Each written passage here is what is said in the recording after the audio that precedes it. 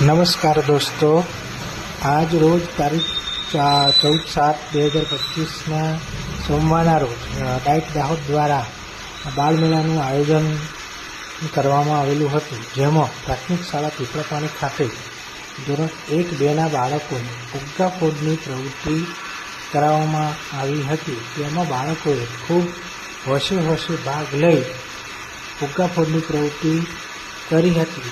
બાળકોને ફુગ્ગા ફૂલાવવાની ખૂબ મજા આવી હતી.